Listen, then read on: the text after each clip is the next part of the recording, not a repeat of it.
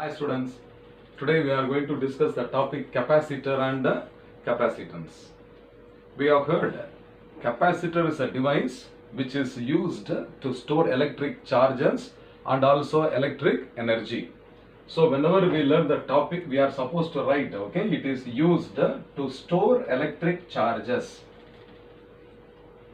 So whenever we store electric charges, automatically it is equivalent to store electric energy also. So that also I will write, it is also used to store electric charges and electric energy or electrical energy. Such a device only is called a capacitor. Normally any capacitor will contain two metal plates, circular, preferably circular. So this is a arrangement consisting of two metal plates A and B, which are kept parallel to each other. So I have connected two wires from these two plates and I am going to store the electric charges. Who is going to supply the electric charges to be stored? If you want to store the charges in the two plates, someone has to donate the charges, is it not? Then only they can be stored. So which device can maintain a potential difference between A and B? That is called a cell or battery. So I am going to connect a cell or battery across this arrangement of two metal plates A and B, such that the positive of the battery is connected to the metal plate A and the negative of the battery is connected to the metal plate B. Before connecting this battery across this parallel plate arrangement, the electric potential of A and B should have been the same. Before connecting the battery, the potential of A and B should have been the same. But the moment I connect a battery across these two plates, what is going to happen? Now, since this positive terminal of the battery is connected to the metal plate A, some of the electrons will be pulled out of the metal plate A. So some of the electrons are being driven out of this plate A, and through the battery they all will be reaching the plate B. So these electrons are removed from the plate A and they are deposited on the plate B. So the potential of plate B is now changing. It was that is earlier not having these additional electrons. So when we add electrons, a few number of electrons, say 4 electrons I have shown. So what will be happening here? 4 electrons will be entering the plate A. As a result, the potential of the plate B will increase. Now again little more charges are stored in the plate B. Now who is supplying these electrons to the metal plate B? Actually they are coming from which plate? From the plate A.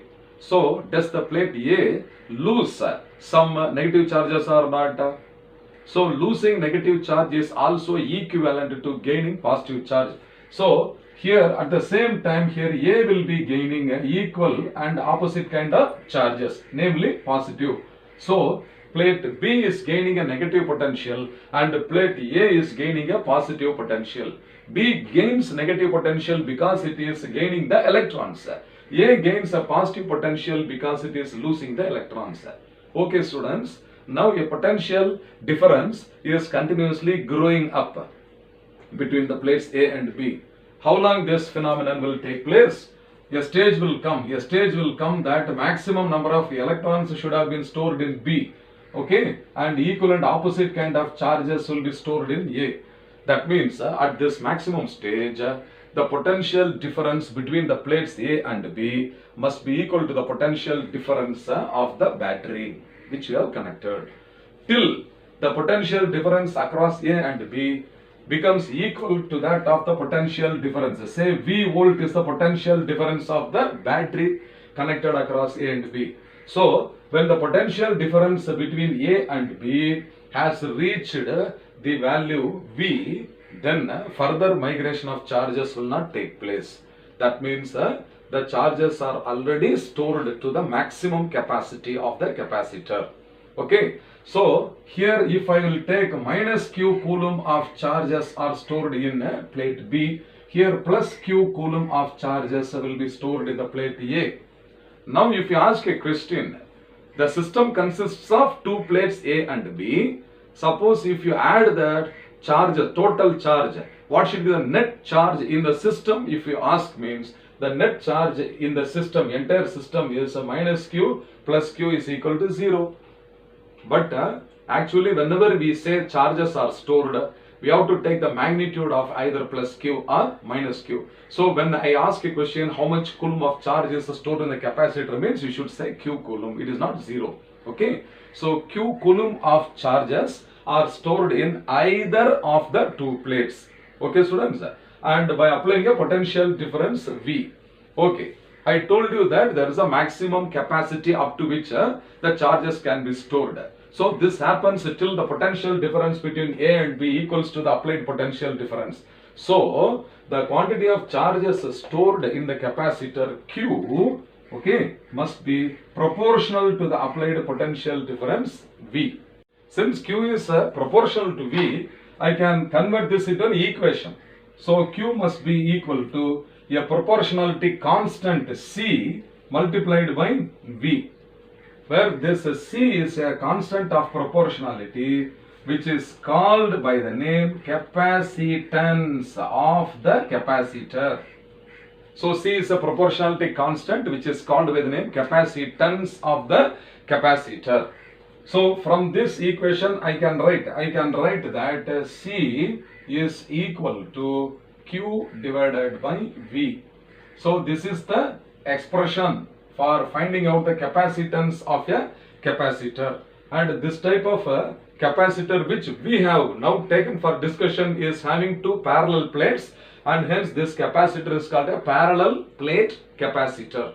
So for this the capacitance of a capacitor is defined as the ratio of the charges stored in the capacitor to the potential difference applied across the two plates of the capacitor.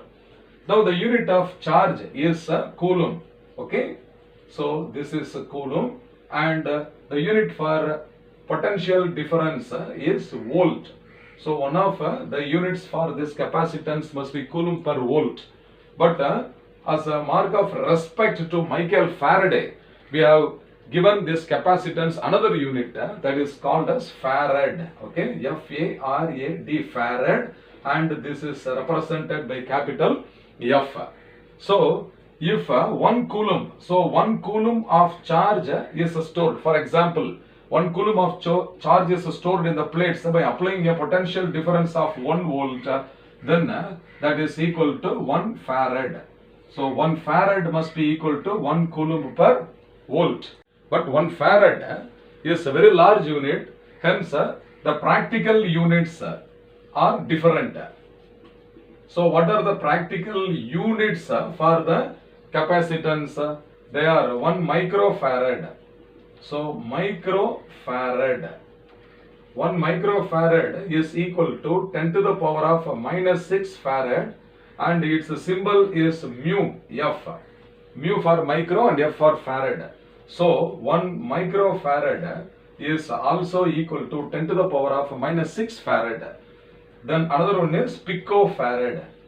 So picofarad is 10 to the power of minus 12 farad. So 1 pico, small p and a capital F. So this is the symbol for a picofarad. Now here one competitive exam question is being asked students. Suppose in this arrangement, if V is doubled, instead of 2 volt battery, 4 volt battery you take, for example. So what will be the new capacitance? Such questions, easy questions are being asked in the NEET and JEE. So what happens actually here, when V is doubled, we think that V is in the denominator. So capacitance changes like that, we are misunderstanding. But the fact is, when this potential difference V is doubled, proportionately the quantity of charge Q also gets doubled. Therefore, the capacitance does not change. So keep it in mind, the capacitance of the capacitor is a constant. Okay, it does not depend on doubling the voltage. Have you understood? Okay, fine, students.